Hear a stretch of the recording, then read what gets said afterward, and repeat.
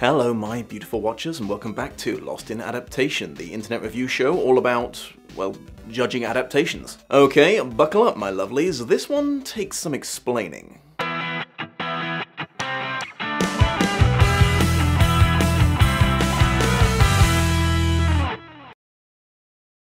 Scott Pilgrim is a graphic novel series by Canadian cartoonist Brian Lee O'Malley. It started in 2004 and concluded in 2010. The series consists of 6 volumes: Scott Pilgrim's Precious Little Life, Scott Pilgrim vs. the World, Scott Pilgrim and the Infinite Sadness, Scott Pilgrim Gets It Together, Scott Pilgrim vs. the Universe, and Scott Pilgrim's Finest Hour. A single film adaptation of the complete 6-book story hit cinemas in 2010, taking its title from the 2nd volume of the series. That 6 books would have to be condensed to the extreme to fit into one film as a given. It wouldn't be possible to avoid that, even taking into account how comparatively less dense comics are to regular books. However, in the case of Scott Pilgrim, it is way more complicated than that. For starters, yes, you heard that correctly, the film came out at the same time as the final novel. The film was actually pitched not long after the first book came out, so both it and the series pretty much developed simultaneously, raising the question as to if this is indeed an adaptation at all, or a completely different story based around the same premise. You could alternatively legitimately make the case that it was a symbiotic relationship, as apparently the author often took influence from the film's script in his writing, and claims he intentionally wrote the end of his books to be different from the film. After much deliberation and research into this, I have come to the conclusion that I don't fucking know. The makers of the film have claimed this and that over the years, but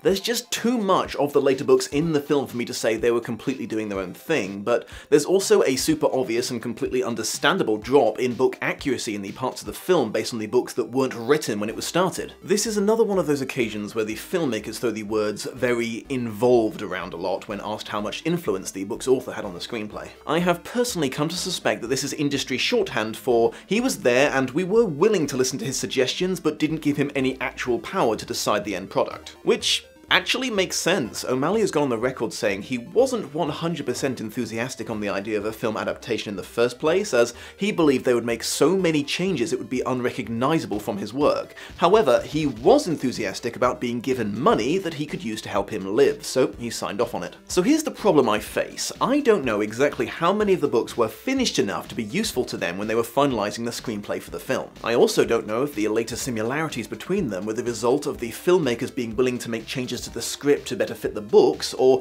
if they're due to the author telling them what he was going to do in advance, or because the author wrote parts of the book to match what they were going to do in the film. Further complicating matters, this is another occasion where I saw and enjoyed the adaptation long before I enjoyed the original, which, as I've confessed in the past, tends to mellow my judgment of the changes made. Taking all of this into account, I feel like my only option here is to split this bad boy up. I'm going to do a regular episode of Lost in Adaptation for Volume 1 and its corresponding part of the film, because that is the only volume I can definitively say came first and took zero influence from the pre-production of the film. Any changes or omissions made here were by the filmmakers, intentional, and therefore, as far as I'm concerned, okay for me to judge. After that, I'll do in-name only format episodes for the subsequent 5 novels and try to let you see for yourself when they coincide with the film and when they both did their own separate thing. At the end, I'll do a final thoughts to sum up the whole shebang. However, before we start this Scott Pilgrim-a-thon, here's my thoughts on the book and the film as individual entities. O'Malley has said that these books are definitely not manga, but are heavily manga-inspired, and yeah, I can see it, they've got a touch of the kawaii thing going on. The books were originally published in black and white, and that's the version I own. I've got to say, the style can be a bit of a problem sometimes, because without colour, it's a little hard to tell the difference between some of the characters here and there because they don't stick to a single outfit like some cartoons, and their faces aren't super distinct. This might sound really stupid, but once I thought of it, I couldn't get it out of my head. Scott Pilgrim the character is, I think, what Calvin from Calvin and Hobbes might have been like if he'd grown up to be a bit of a prick. All in all, I liked these comics a lot. Hopefully you'll see why when I synopsisize them in later episodes, but the humour, the setup, it all really appealed to me, and my issues with the art style weren't a deal breaker. Right, up next. When this film first came out, I loved it. The director, Edgar Wright, is one of the contenders for the top spot on my list of favourite filmmakers. I was so into his unique style of super fast-paced editing and special effects, it's embarrassing. I saw this film in cinemas twice and adored it both times. Unfortunately, most of the rest of the world had a disconsenting opinion. It received excellent reviews from critics, but bombed at the box office, not making back its production budget even after a huge tax rebate they managed to wrangle. Many audience members found the hyper-editing that I like so much off-putting, and accused the film of just throwing out video game references left and right without any real reason for them to exist. Spoiler for the rest of the episodes, but it got that from the books. In hindsight, going head-to-head in cinemas with the first Expendables movie also probably didn't help. Scott Pilgrim is a bit of an odd one for me because of how drastically my opinion has changed over the years, and by that I mean Scott Pilgrim the character, not the film. I still like the film. I like almost everything Edgar Wright has directed. Hot Fuzz is one of my top 10 favourite movies, and I lived for Space growing up. By the way, if you like the Cornetto trilogy, you really should give Space a go. It's a TV series with basically the same cast and crew, and it is so funny. The first time I watched this film, I thought that Scott was a pretty cool dude. I kind of related to him, so I was really rooting for him to succeed at the end. A few years later, I watched it again and realised something quite disturbing. Scott is kind of the worst. He's just awful. He's a terrible person who does really douchey things to people who trust him and almost never faces any real lasting consequences for his actions. And I related to him. Was I a terrible person? Some soul-searching later, I decided to strive to be a better human being, and that I still liked this film despite its lead instead of because of it. Okay, so onto the adaptation of the first volume. I did some math to determine exactly how much runtime was allotted to each book, not counting the end credits and whatnot. Actually, cards on the table, I outsourced most of the math to my girlfriend because I suck at it, but you get the idea. Our calculations revealed that Volume 1 takes up almost exactly 33% of the film's runtime. Yeah, book 1 of 6 takes up the first third of the film. That should give you an idea of what the rest of it is like. Anyways.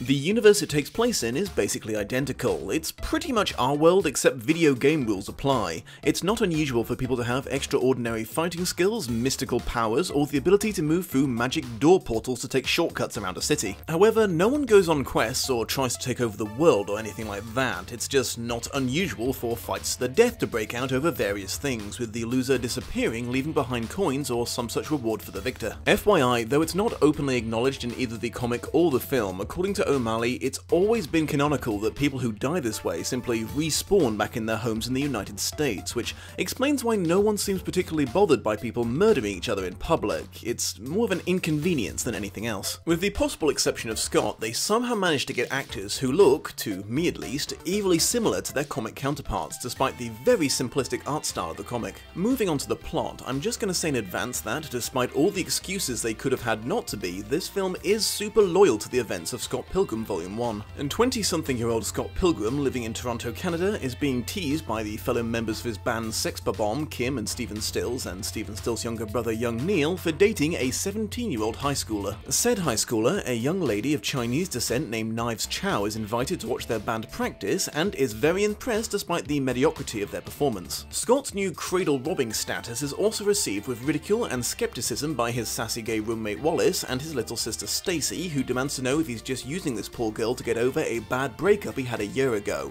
Scott pleads the fifth to that question. He then proceeds to have a rather depressing dream about being alone in a desert that's interrupted by an attractive girl with pink hair who informs him that he is in fact dreaming as she rollerblades past. After an afternoon of hanging out with Knives after school, Scott is shocked to see the girl of his dreams making a package delivery to a library. Later, at a friend's party, Scott seeks advice from a man known for knowing pretty much everyone in town about the girl and discovers she is in the very building right now. He attempts to start a conversation with her, but strikes out immediately and comes off as a total weirdo. He settles for stalking her until she leaves, then grills everyone for information on her, discovering that her name is Ramona Flowers, she's an American who moved to Canada recently after a breakup, and she delivers parcels for Amazon. Scott decides to use this last piece of information to arrange a second meeting with her, ordering a package from Amazon, though it has to wait until after the weekend for his cunning and not at all incredibly creepy plan to come to fruition. He then receives an email telling him he's going to have to fight someone to the death soon, but doesn't really read it as it looks boring to him. He spends the rest of the weekend half paying attention to things like his girlfriend and bandmates, then has another dream about Ramona coming to his door. Waking up, he answers it to find her there. Ramona reveals that she's been appearing in his dreams because there's a subspace tunnel that runs through his head that she can use as a shortcut on her deliveries, something that's apparently fairly common in the USA but the Canadians don't know about yet. Scott asks her out on a date. She's not particularly keen, but he wears her down until she agrees to meet him that night, then is late for their meetup.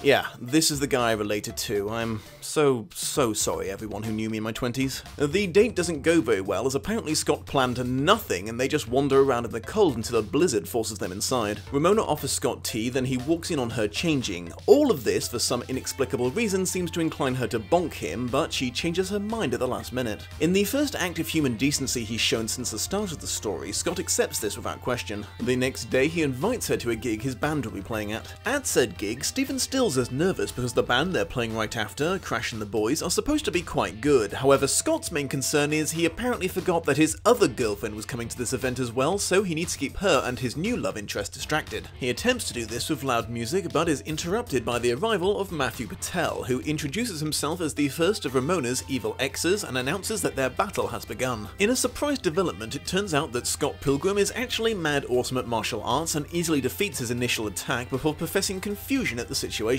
Matthew is somewhat offended that Scott ignored his email explaining the situation and tells him that anyone who wants to date Ramona has to first defeat her 7 evil exes in one-on-one combat. Ramona confirms that she did date Matthew in 7th grade, mainly because she liked his magical powers. Matthew then unleashes said magical powers on Scott, but it's still not enough to beat him and he's slain, bursting into a small amount of coins. Incidentally, around this point, Scott's sister Stacy notices that Wallace has stolen her boyfriend. This is apparently not the first time this has happened. On the journey home, Ramona confirms that he will have to fight her other exes if they are to date, though so smitten is Scott he is entirely unperturbed by this concept. Amazingly, it's not just the plot they stuck to here. The first book and the beginning of the film are freakishly similar in appearance as well. Like, panel for panel, the comic must have been used as a storyboard for the film similar. Wright really was the perfect director for this film. His signature directing and editing style is ideal if you want to basically copy and paste a comic book into movie format. Things like the ownership diagram of Scott's apartment, the quick cuts through Scott's day as he only half pays attention to it, and the anime-style fight scenes are all recreated with an almost scary accuracy to the book. In addition, he also had a lot of experience working geek pop culture references into the fibre of his creations from his time making Spaced. You guys really should see Spaced, come on! The amount of effort they put into recreating this first book really is impressive. Huh. I wonder. So no matter how many stupid things Gene Simmons says, or all the creepy things he's done, he's the lead singer of Kiss. Women are going to love him until the day he dies. I'd be surprised if women still are trying to throw their underpants at him as we speak. Ah! Hey, buddy. How? Why? How?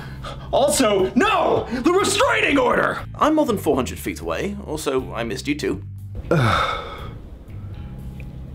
What do you want? I don't really understand music. Is this the same thing as this? And is it as crap as the comic's claiming? Yeah. That's the same song, I guess. You can tell, there's the guitar chords right there. It's not even a 4-chord song, it's a 3-chord song. The finger placements, yeah, you don't even have to change position on the neck. Look, he's not even moving his hand up and down the neck of the guitar. It's just the same chords over and over again. A baby can learn this. Wow, so they even adapted that into the film. That is impressive. Please, go away. Fine. See you soon, best friend. Wait, what do you mean by that? What are you playing?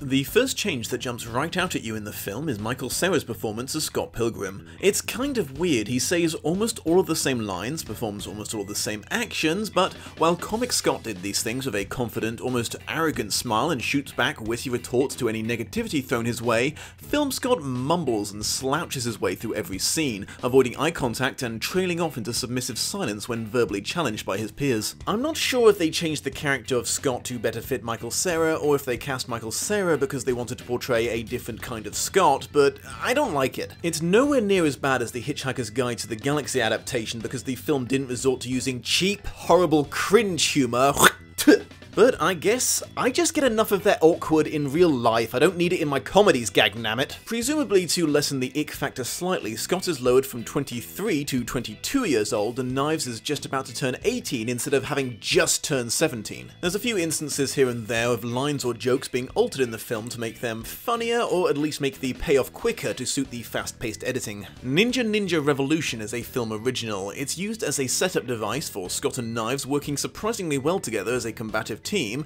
and the Naga Scott, so that doesn't come out of nowhere later. Scott's weird pub quiz trivia knowledge of the origins of Pac-Man's name and Western adaptation is also film only. It's also the setup for a later joke, though the payoff is much sooner. The film also introduced a new subplot about Sex Bomb being in a battle of the bands, the prize being a record deal with a mysterious entrepreneur named G-Man. Scott kind of fixates on Ramona's shoes in the comic for some reason. Apparently they came from England, but they don't really matter after that one chapter. It was a little random unless I'm missing some sort of symbolism here. Scott makes a bigger deal out of Ramona's ability to travel through his mind in the book. In the film he just sort of accepts it and moves straight on to asking her out. Honestly, considering all the other weird shit that goes unquestioned in this world, I can't really say that Film Scott's reaction is unjustified. The story of how Scott met Knives is included in the comic in flashback form, but it's a total of 6 panels. The shortness of this meet-cute is referenced in a roundabout way in a different part of the film. Scott mentioned his parents had sold his childhood house and gone to travel Europe. He seems a little resentful about this. I assumed at first this meant his folks were neglectful or something, but they seemed perfectly fine when they turned up in later novels. There's some self-aware fourth wall breaking jokes in this and other comics in this series. Characters will often refer to events that took place in other volumes by literally saying that's that thing that happened in that other volume. I'm not overly sad the meta stuff was omitted. Fourth wall breaking jokes have always been very hit or miss with me. Matthew Patel hand-delivered Scott a letter as well as sending him an email in the book, making him doubly mad at Scott for not bothering to read either of them before the fight. There's an offhand comment during the first fight that Scott is the best fighter in the province. I have to admit, when I watched the film, I did wonder if he was so successful against the evil X's because he was like a higher level than everyone else or something. It turns out I was correct. Ramona's head is supposed to start glowing weirdly on the bus ride home. This becomes super important later, though just in the comics. The Dom's final thoughts. According to O'Malley, his creative process when making the comic involved him starting with writing what was basically a movie script and then working from there. This really shows in the comic and the adaptation. There are multiple panels and jokes that actually work much better in the film. This is another case of me reading the book retroactively changing my opinion of a film. I actually kind of like Sarah's performance at first, despite my dislike of the awkward, but seeing what Scott could have been if they'd stuck to the comics just a little more kind of ruined it for me. But yeah, all in all, a pretty fucking strong start adaptation-wise. It makes me wonder what things might have been like if they'd waited until after all the volumes were out before starting the adaptation. I suspect we'll never know, as this film's poor ticket sales have pretty much guaranteed we'll never see a reboot of this bad boy. I'll probably go into that more in the final conclusion. In the meantime, please do join me for the review of the next volume, and remember, YouTube basically hates its own creators and wants us to vanish into nothingness, and only liking, sharing, and commenting on videos and subscribing to your favorite channels has any chance of saving them. See you soon, my beautiful watchers.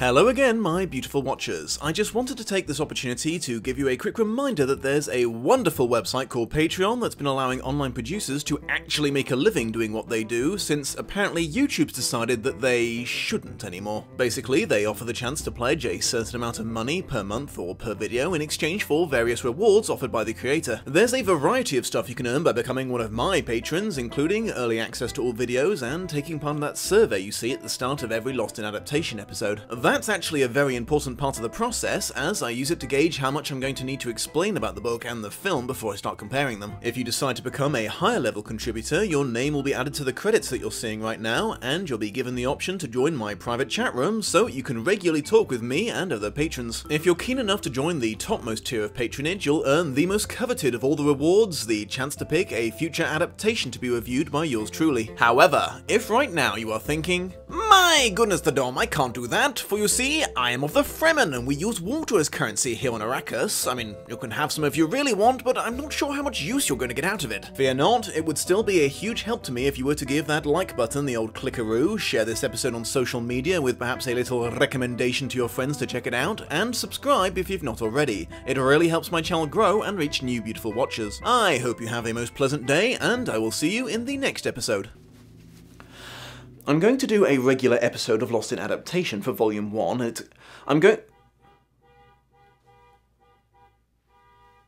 Necessary? In what way? Oh, I hate people trying to honk in the fucking horns. Righty then. Ow.